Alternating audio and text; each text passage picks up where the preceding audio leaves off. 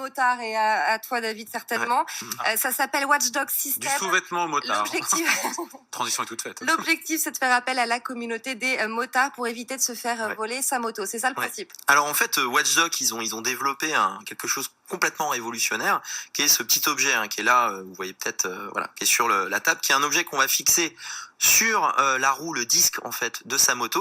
Donc ça fonctionne à partir des véhicules de 125 cm3 et automatiquement ça va se bloquer sur la roue. Donc on pourra plus rouler avec le véhicule. Et ce qui est assez fort et intéressant, c'est qu'il y a un système en fait, vous allez avoir une clé et ça va activer le système, donc Watchdog, qui va être connecté à un réseau à distance et qui va avertir non seulement vous via une application mobile que votre véhicule est en train de se faire voler, mais aussi, c'est ça qui est fort, toute la communauté de watchdoggers, les motards, voilà, qui vont dire attention, il y a le véhicule de David qui est en train de se faire voler, intervenez, et du coup les personnes vont pouvoir intervenir. Et là où c'est assez puissant, c'est que ça calcule non seulement le soulèvement de véhicule.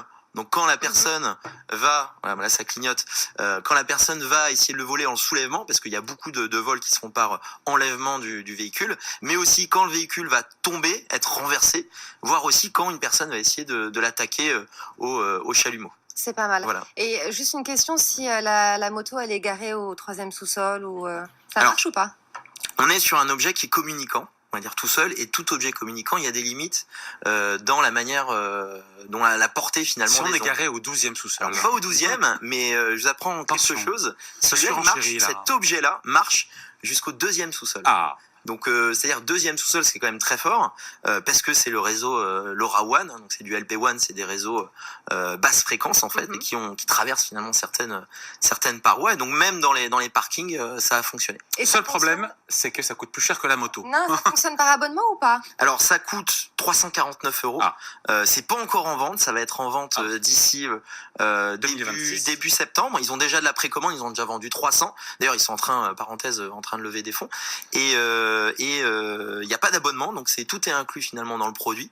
Il n'y a pas d'abonnement téléphonique, il n'y a rien. Et la durée de vie de la batterie est 4 ans. Alors pas la batterie de l'autonomie, 4 ans, mais par contre, pour le recharger, ça fonctionne avec la clé.